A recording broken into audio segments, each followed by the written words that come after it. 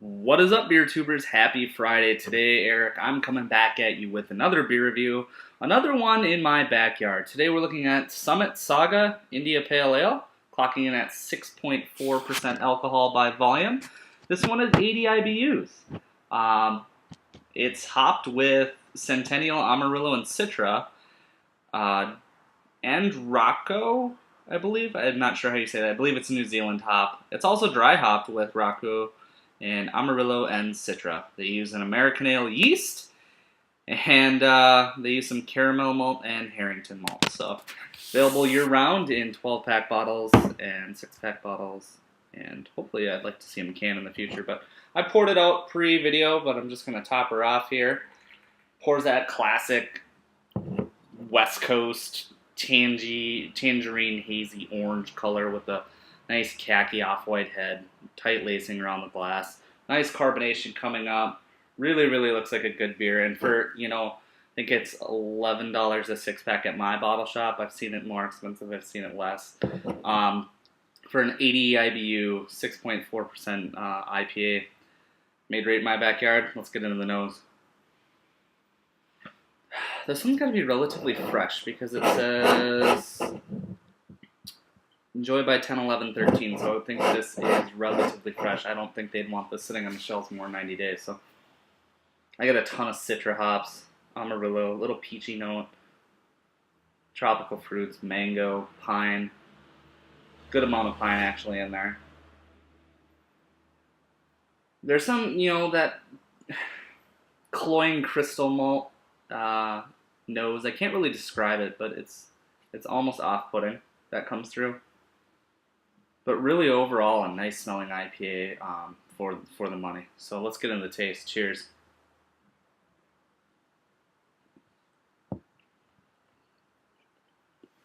Wow. It's been a while since I've had this one. I had it when it first came out. Wasn't really impressed. Decided to go give it another shot because I know a couple of my buddies who are, big craft heads. They love it. And they're big IPA hunters like myself. So it's kind of cool. It's got like a Norse mythology thing behind it. I kind of like that. Right immediately for me, it's a wave of pungent hop bitterness. I wouldn't call it astringent. It's not tongue buckling bitter, but it's enough to let you know it's there. It's coating the tongue, and then there's this just massive wave of,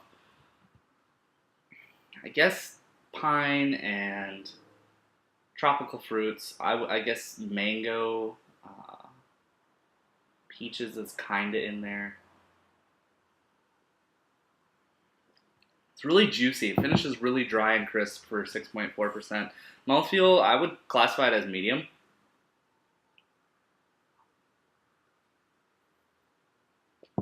It's got a sort of dank character to it that you wouldn't expect from Summit Brewing Company. I don't know what you guys have had from Summit for my viewers. I'm actually not even sure what their distribution looks like. I would imagine the extra pale ale makes it, I don't want to say nationwide, but at least makes it, X amount of states in either direction. So it really blows out all their other beers to me. It's just really well crafted and, man, for the money. Always a value drinker at the heart because, this habit gets very expensive, and I've really slowed down, hence picking up something quite affordable today.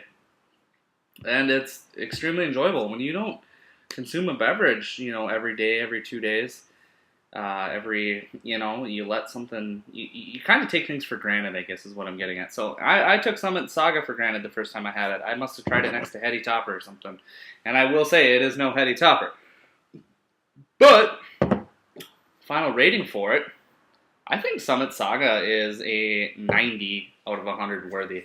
And that's high praise for me for them because I'm not, like I said, not really a fan of their other beer. I do like their Pilsner and a select other few, but really for me, the bitterness is high enough to where it keeps me interested, and then there's just enough complexity for the money to give it the 90. So seek it out. It's definitely worth trying. Cheers, guys. We'll see you in another beer review. Happy Friday. Respect beer.